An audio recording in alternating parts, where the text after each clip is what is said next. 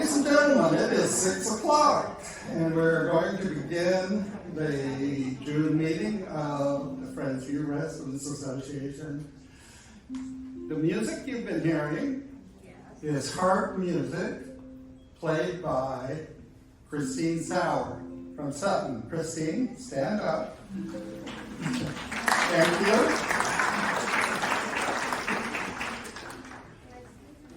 And the photos are from John Mulliner.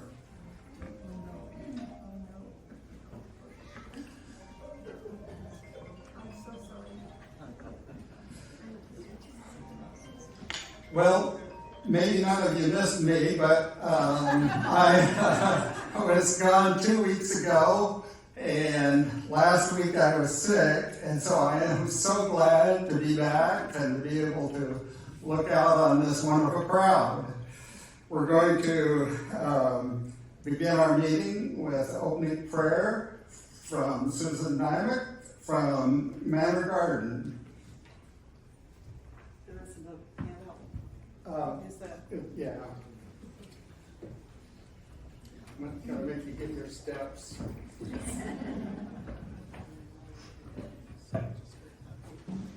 Let us pray. Heavenly Father, we give praise, glory, and honor to you for being a generous God, for giving us your lovely creation. We especially thank you for the combination of sunshine and rain that we've experienced recently. It produces so much harvest for our benefit and beauty for our enjoyment. We also thank you for the foresight and labor of the founders, past boards, administrators, and past residents who have created Friendsview. We are truly blessed to live in this community. Please be with the current board, administration, and residents as they adapt Friendsview to meet needs and conditions for now and the future. Please be with us this evening, that this meeting may benefit the members of this community. We ask in Jesus' name, amen.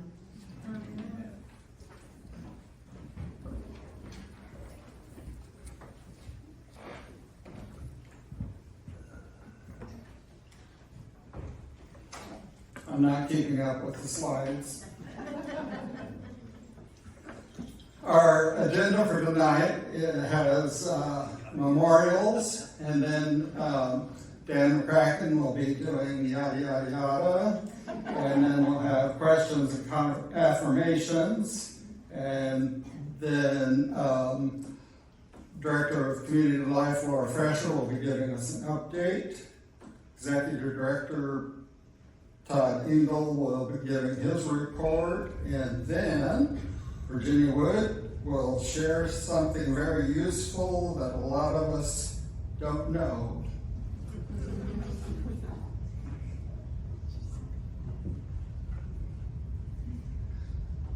Four residents have died since our last meeting, and their souls have left us an ongoing influence because of the way they conducted themselves in this community.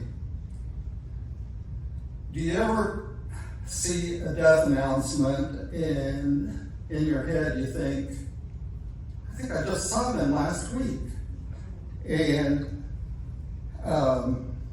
that happens to me, and sometimes maybe it was that recently, but often not quite that recently. But in a senior living community like ours, we receive regular reminders to embrace life and to embrace our friends. All four of these individuals were educators. 2 were elementary school teachers, 1 a college professor, and I'll describe 1 as a pastor, school principal, substitute teacher. Carl Sundin enjoyed woodworking and was an elementary school teacher. He used to play the piano and taught Sunday school. He also really enjoyed walking, reading the newspaper, and watching CNN.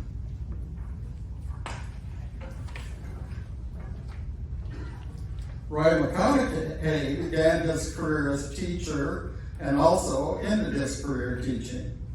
But the largest period of his life was as a Friends minister. He served pastoral positions in Kansas, Washington, Oregon, and Idaho. In most recent years, he served as principal at C.S. Lewis School here in Newburgh and then did substitute teaching in our area.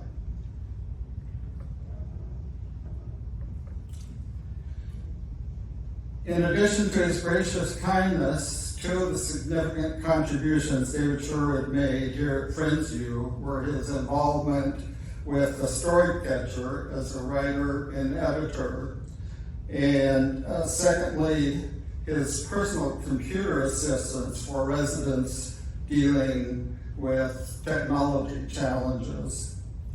David's career was as a professor of English and social work. For more than 30 years, he volunteered his time and energy as editor of the journal Christianity and Social Work. By observation of the way David navigated his 2.5-year battle with leukemia,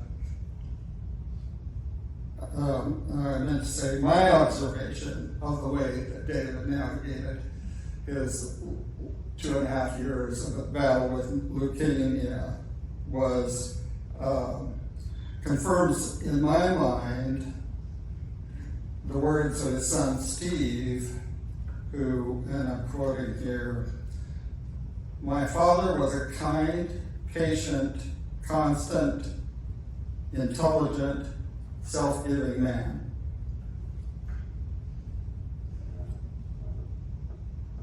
And we also appreciate contribution that David made in supporting Carol's service to our community as first vice chair of the association, and then more recently as chair, and now as our resident representative on the Friendsview board.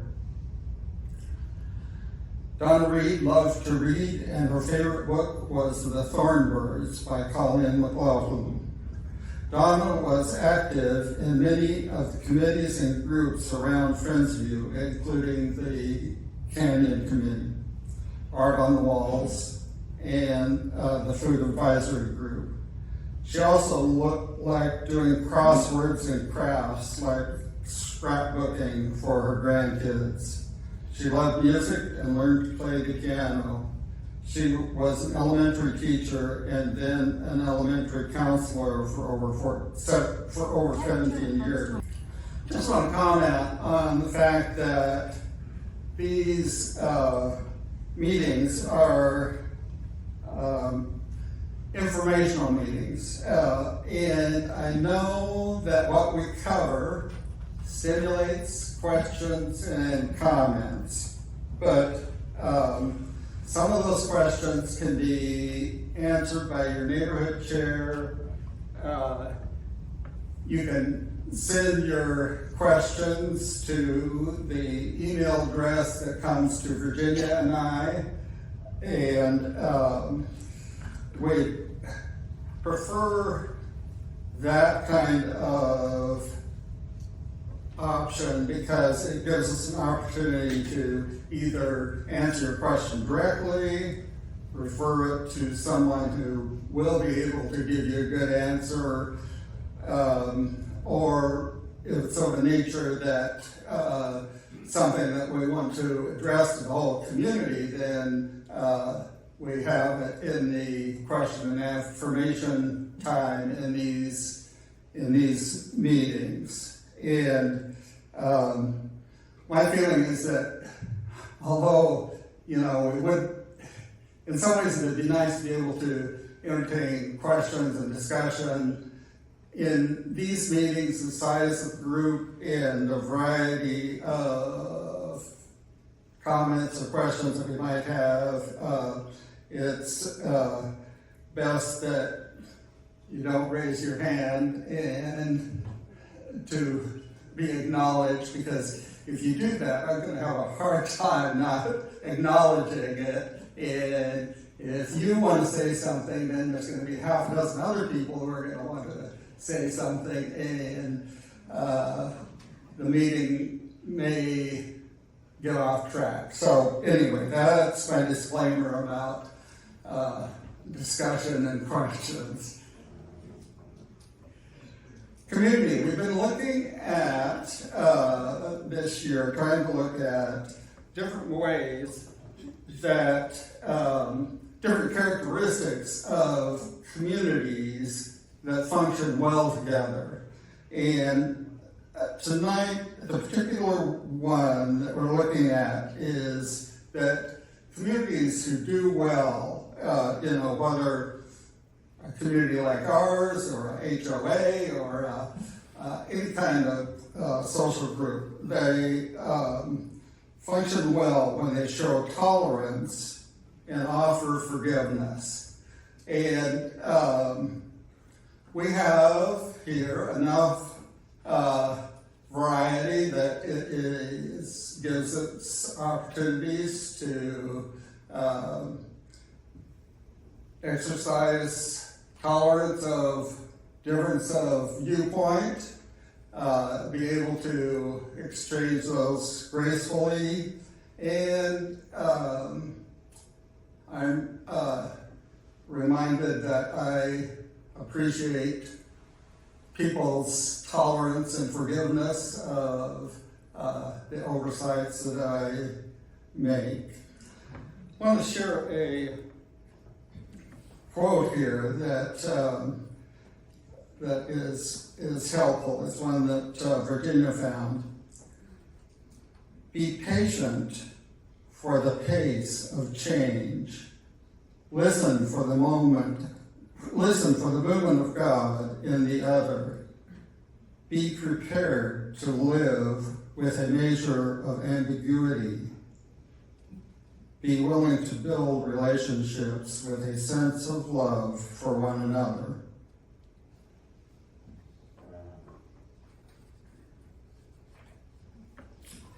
This is an announcement that you may think looks quite premature since the date is September, but this is a leading age contest where residents in communities like ours, nonprofit, simulated communities in Oregon, have this opportunity through the Leading Age Oregon organization to submit to a writing contest and an arts contest. And the deadline is early July for the writing contest, so that's why it's not too early. And Community Life has printed out some copies of the rules, and they're over by the door to the resident service office. And this is a good opportunity for us to share some of our creativity to a broader audience.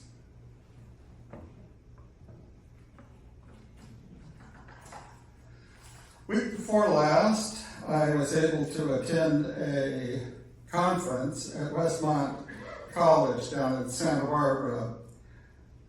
Gail Beebe is the president there. He's starting his 18th year as president at Westmont. And I became friends with Gail in 1981, the summer of 1981, the summer after he graduated from George Fox. And earlier this month, his latest book was released, The Crucibles That Shape Us. And I've got to say that I think that here at Friendsview we know about some crucibles. And so I see some relevance. And I'd like to read 3 paragraphs from this book. No special method or secret way can keep an organization on track. Regardless of the challenge, we must stay vigilant about the mission and purpose and not let all that happens to us and around us be a distraction. We wish we could find the secret formula, but everything we know suggests we just have to do the work. When I was interviewing for the presidency at Westmont, the people who met with me asked how I would keep college from wandering away from its mission. They asked the question with the unspoken assumption that colleges, like countries, intend to endure. I share this assumption, but I responded by answering that I could only guarantee that I'd show up every single day, prepared to do the work to stay on course. I explained that I've seen many boards and administrations that believe putting leadership on autopilot will ensure everything naturally stays on course. The reality is just the opposite. Unless we stay vigilant, organizations, like individuals, always wander off. How then do we cultivate the resilience and perseverance to stay the course? Scripture teaches, last paragraph, Scripture teaches that these qualities grow out of our life with God, and it emphasizes the importance of persevering in the face of obstacles and setbacks. In truth, anything worth doing, like taking time, will take time, effort, and human ingenuity. As others have noted, all good plans eventually degenerate into hard work. Through persevering, we not only develop our responses and plans, but we learn how to adjust to changing circumstances to make the contribution God put us on earth to make. Our character develops as we become the best expression of ourselves.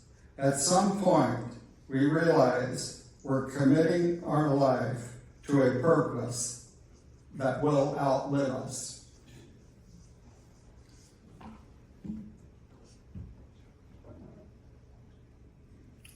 And speaking of long-range purposes, the board has named a subcommittee that's been working on a strategic plan for the next 3 years.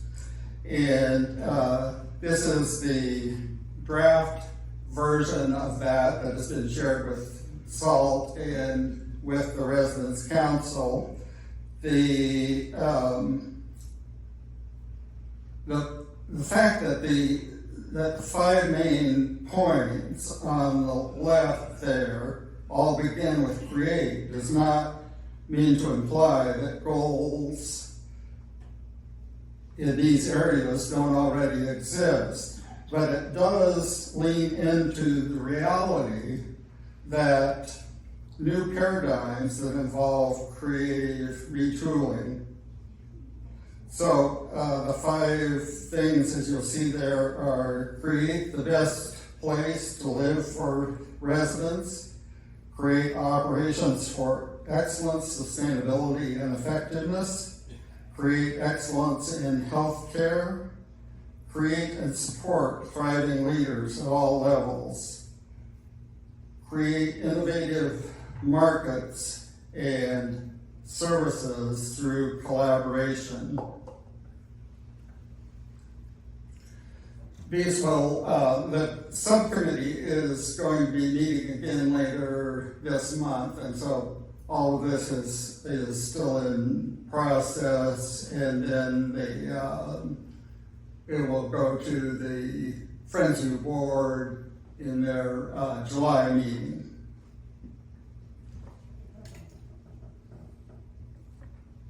Let me talk for just a minute about capital improvement projects. You may have heard discussion within your neighborhood about capital improvement projects. What we have talked about in the resident council meetings, the last 2 meetings, has been to look at the resident perspective from within your neighborhoods of priorities for capital improvement projects. Now, this is, of course, from a resident perspective, and obviously administration has maintenance issues such as the roof over the old health center that, isn't anything that comes up on our neighborhood or personal list, but it's the sort of thing that has to be done, or if not, we as residents are going to have to pay for a much more expensive repair down the road if it isn't taken care of in a timely manner. And so there obviously are things that the administration has to look at that aren't on the top of our radar. But it's helpful for them to know the things that where we see a need. And so we're trying to collaborate and be helpful in that way. I'm going to ask Virginia to come up for a minute to share about the disasters.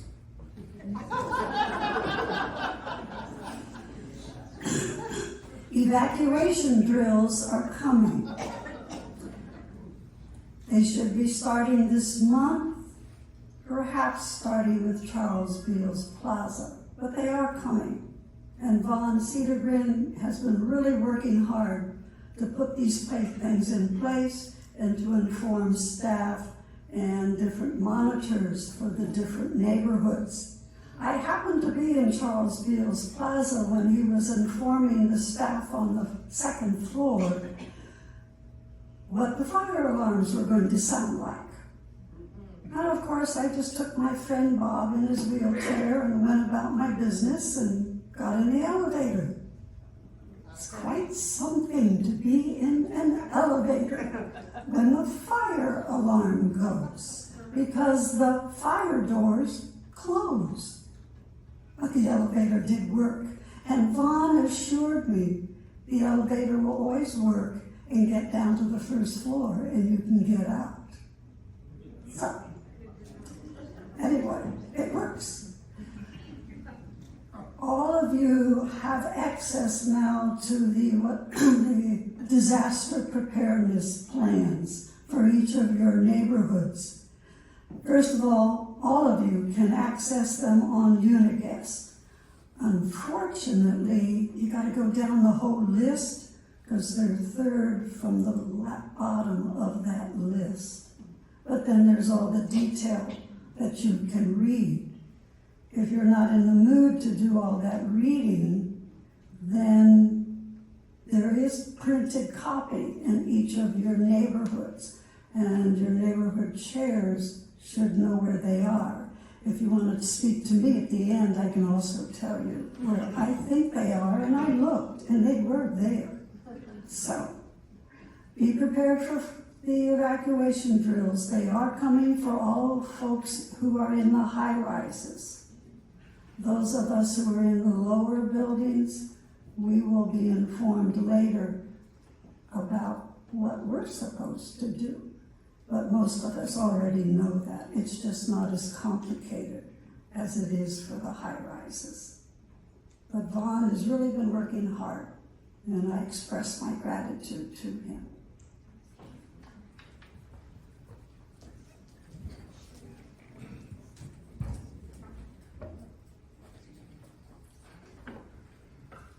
I did not receive any questions to address at this meeting, so I will wait until next month and we'll address whatever questions you didn't get, that didn't get to me.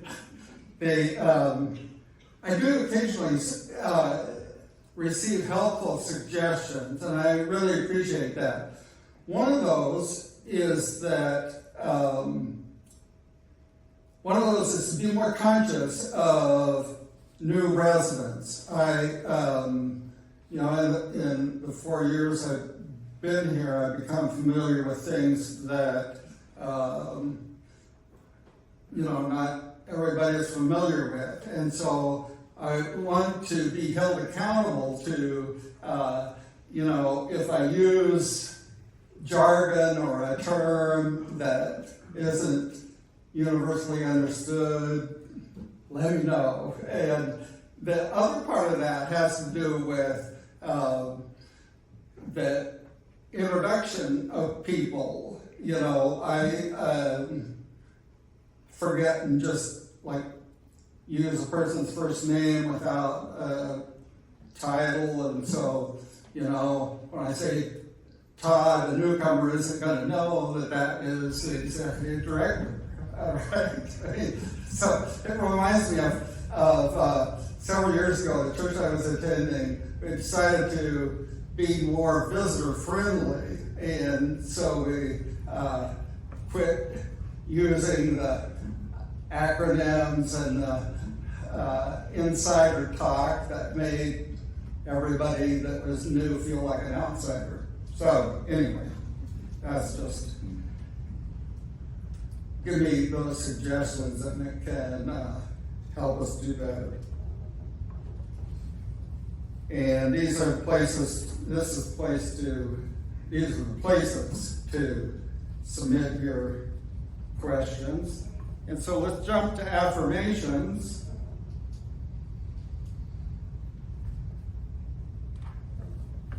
Resale and garage sale.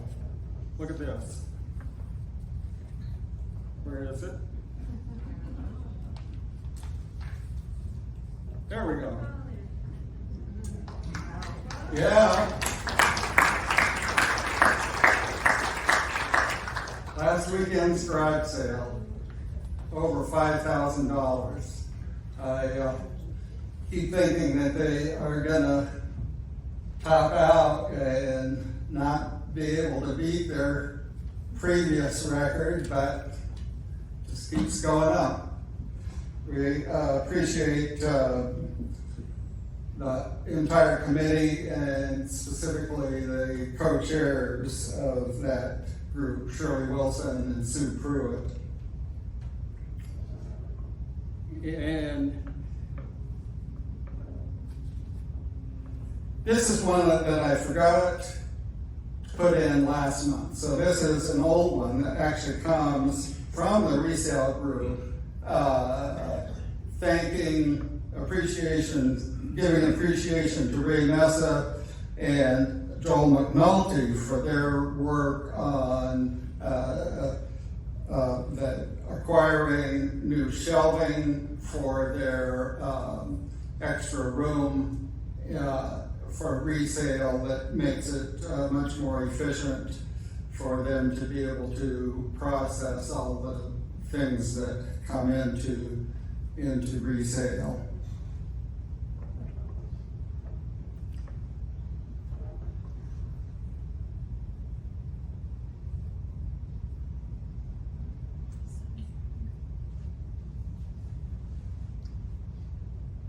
Well, anyway, that's Brian Westbrook, our facility services supervisor.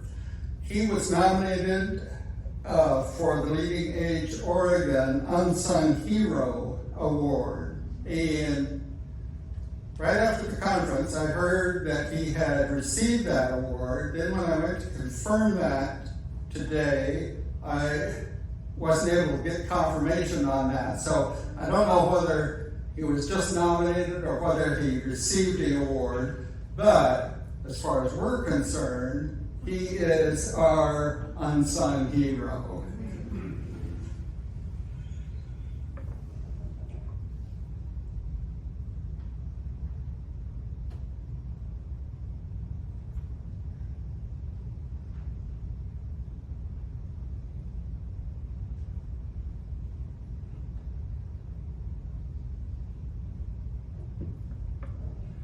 I don't know why that's not being kind to me. This is Paul Brandon, our videographer.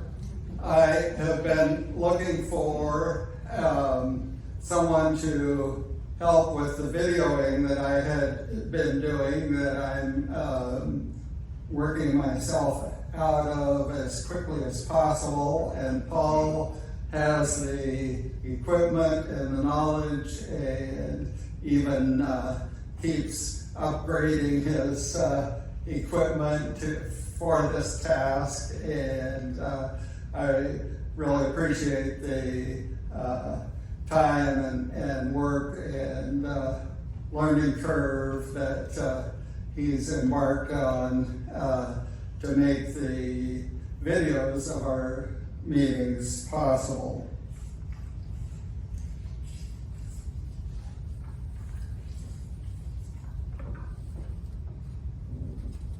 And now, without further ado, Lora Froescher, Wow, Director of Community Life. Yes, Community Life. Do any of you out there like corduroy fabric? You like it? So, I have really good news for you, that corduroy pillows are in style. So if you'd like to bring some corduroy pillows home, they are actually making headlines.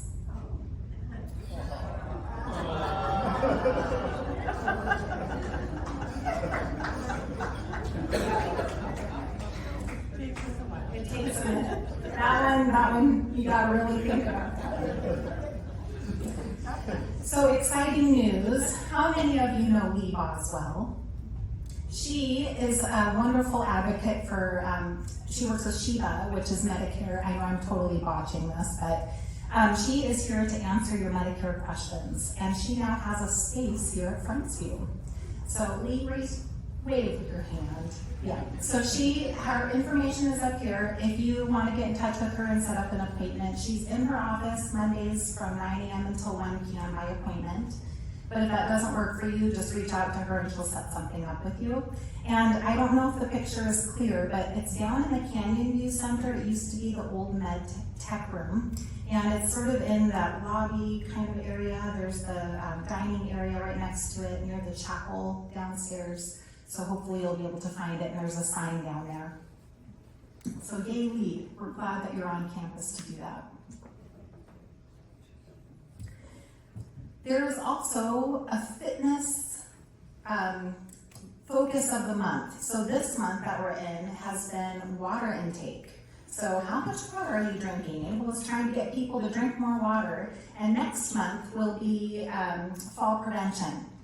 And he's gonna have the First Call Home Health is coming to do 15-minute free assessments for fall prevention and risk assessment. So if you would like to participate in that and set up an appointment, just reach out to Engle, let them know you're interested in it, and then the First Call Home Health will contact you to set up a time on July 25th. So that's when the event is happening. And we'll be sending out information on the e-announcement and doing a slide and things like that too on Unigas. So more information will be out there if you don't memorize this. Have any of you met Yang Zhang? He is an associate faculty over at George Fox, and he's been doing some work on campus interviewing people to find out what the spiritual needs are here on campus. And he has drafted 2 job descriptions that he submitted to me. So just a quick update on that. For this coming year, we're not going to be able to roll that position into the budget. However, the good news is that we do have someone who's interested in doing an internship, which is not necessarily the person we would look for long term, but to develop the position and start to make connections in the community, to have, groups on campus that are in discussion, or maybe pastors coming to campus to help with Vespers, or making connections in the community. If we can get the ball rolling on that, I've even had 2 people come up to me and say, I would love to volunteer my time to help with this. So once I get my point person who can start coordinating people and the processes and activities, I'm hoping that we can generate a lot of fun things on campus that can help us support what's happening with the spiritual life here.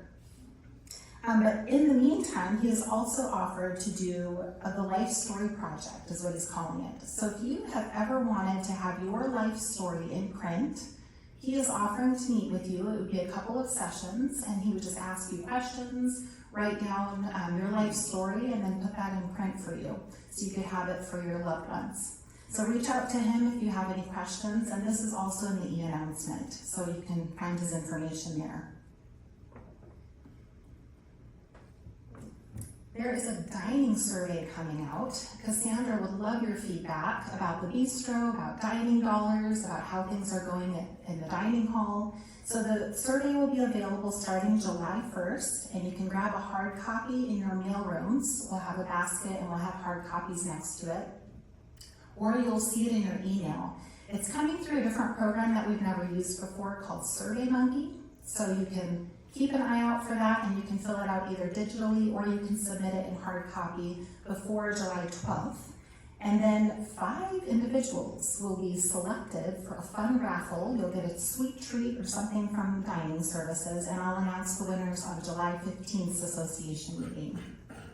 And this is a little bit of a warm-up because we have a bigger survey coming in August that's called the Hollerin Study. I'm sure many of you have heard of this before and have participated. So Independent Living will be doing the Hollerin Study. It's a satisfaction survey, so it's a little more extensive, and it's just for us to find out how are things going here, where do we need to improve, what's going well and what's not. So that is done by an outside organization called the Hollerin Study. I guess that's their official name, Hollerin. And that will happen starting August 26th, and it will be a 2-week period of time that you can complete that survey. For independent living, it will be digital, but we'll have people to help if you don't like to use the computer, so don't fret. And then for health services, we'll have a hard copy in October, and caretakers and people in health services will be helping individuals fill out that survey.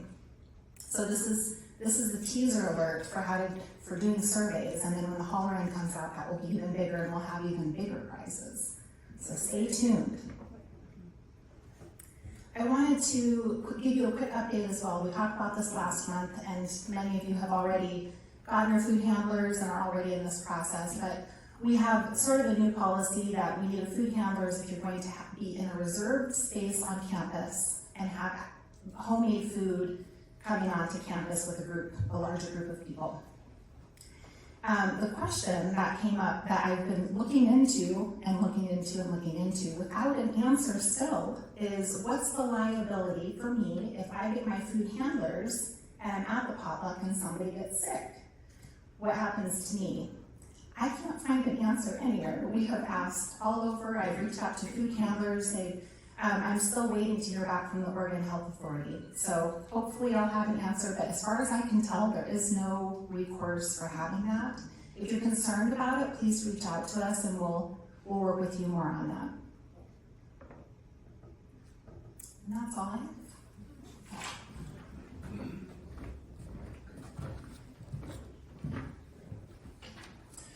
Well, good evening. So you saw just a little bit earlier that the new 3-year strategic plan being developed by the board. This provides direction to administration as we develop organizational objectives and key results. Each department has formed its own specific measured goals that support these organizational goals. So we'll use this strategic plan to feed our organizational goals. You'll hear more about that in coming months. Currently, we're focusing on our financial goals, meeting the debt service coverage ratio and the days cash on hand covenant. Currently, we believe we've already met our debt service coverage goal for the year, and we're projected to meet our days cash on hand goal. We've sold enough homes. We just have to get everyone moved in and get our fees in for that, but we should be in good shape. We're also seeing our agency use plummeting as as we've hired enough staff and we're working on systems to get folks to work on the hard to fill shifts. We've also hired some of the much needed nurses that we've needed, that we've really been looking for. We also are seeing our overtime down. So we're excited about our progress on these. Pence is our contractor that helped us with Sutton and Springbrook and our Charles Beals Plaza. We're still struggling with this company to settle. They were 6 months late on Sutton Terrace, and they're not agreeing with our accounting on how we should settle. So we're headed towards litigation, and it's just one of those things, I guess. But we'll keep telling you how things are going with that. Occupancy, with the opening of Sutton Terrace, we still have 13 apartments available in Sutton Terrace. With the change in license at Creekside, because Creekside originally was licensed, or more recently was licensed as healthcare on the first floor. So we let go of that license, and we're going to turn those back into independent living. The residency planning department's actively seeking to fill these, and they're starting some campaigns for filling those 23 apartments on that floor. For the rest of the campus, our independent living, we only have 6 other vacant apartments. So we're doing really well with sales for the campus. We also have a little over half of our Charles Beals Plaza full. Disaster preparedness has been a big topic with our resident council. We have Anthony Gorsick and Vaughn Cedargreen, as mentioned by Virginia, working on plans to improve our emergency response and set up evacuation drills for each neighborhood of our campus, especially ones that have multiple floors. Our budget, we'll be approving that budget this July at our board meeting. That'll be on July 23rd, and we're getting close to wrapping that up. We'll also be doing an actuarial study this year. Actuarial study, because we're not an insurance product, Friendsview, but we kind of act like one because you're buying into the community and you're getting a life care for that. So an actuarial study can really help us make sure that we have adequate reserves saved up to meet everybody's healthcare needs for the future. And we'll be doing that prior to November 15th, and that'll be helping us as we set rates. We're working on levels of healthcare. We're working to clarify the service levels that can be provided in each health service neighborhood. In former years, resident contracts included certain types of healthcare, even for independent living. Back in the day, before I was even here, and early in 2004 when I was here, we were still helping with dispensing medications, or helping with a bandage, or wound care, or ointment, or eye drops. The laws have changed in Oregon over the years, and we just can't do those things without being under a license. So we're working with our home care department to figure out how to streamline that, so that if you need some of those services, you can work with our home care department to get those. There's also, under some of our older contracts, we still have some free nurse visits that we're trying to figure out how to access those through our home care department also. And one other note, there's been some questions being asked about DNR, do not resuscitate. And we're going to be doing some educational sessions on that. We've done those in the past, but it's time to do those again. There's the POLST form, which you may have heard of, and the registry. So we'll be doing some sessions on how to access the POLST forms and fill those out, and how to access the registry. The last thing I'd like to mention is with our Charles Beals Plaza building open, it's not as connected with the main building as it's been in the past, our healthcare.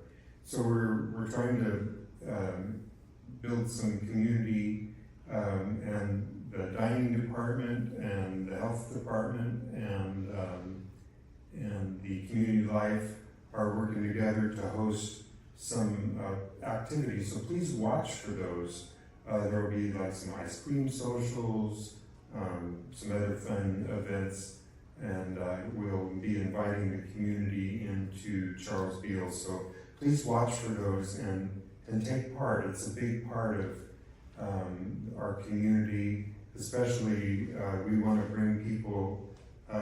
It's hard to get folks over here from the health center, but it's much easier to get the community into the health center and participate and meet friends and do activities together.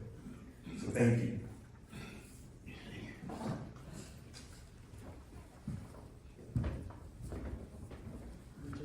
Just down there on the computer to advance the slides.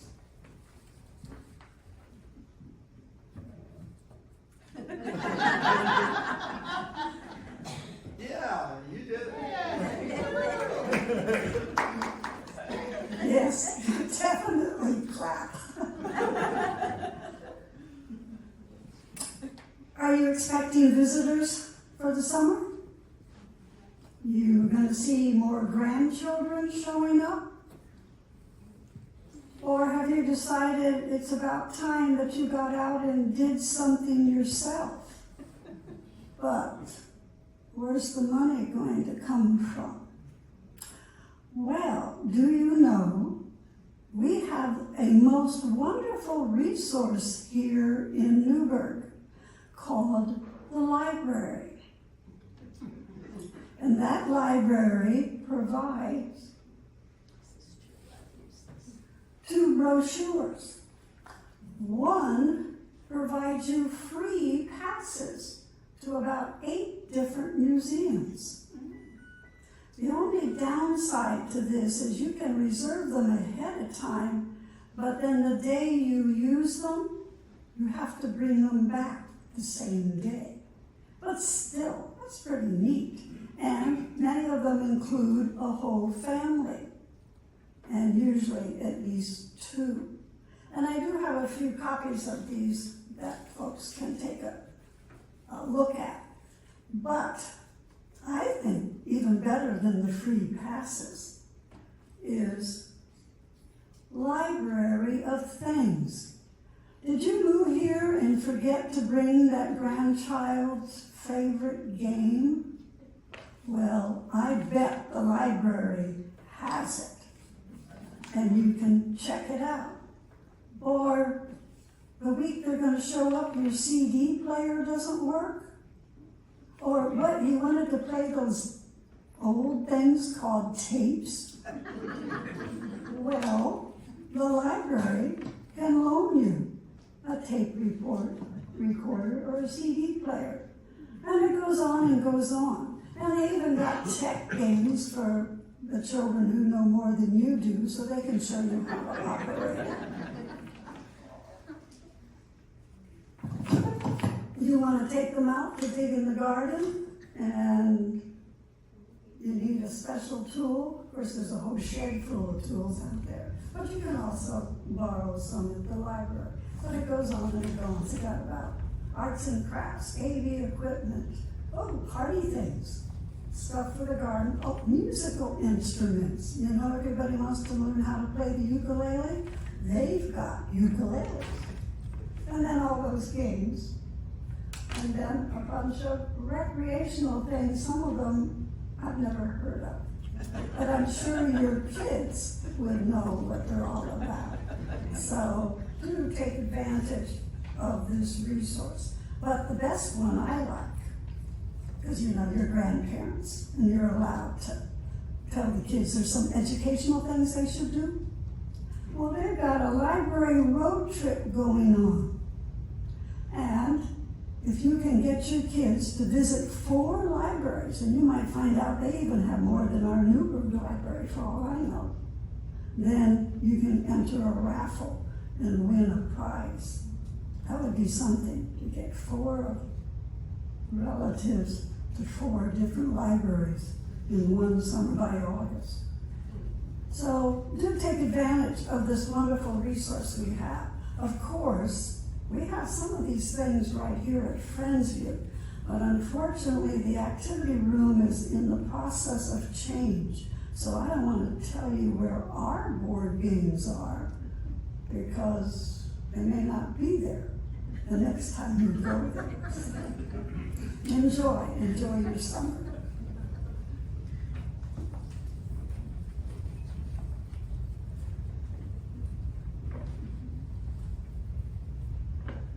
Thanks for coming. Our next association meeting is July 15, and continue to enjoy springtime, because in a few more days it's going to be summer.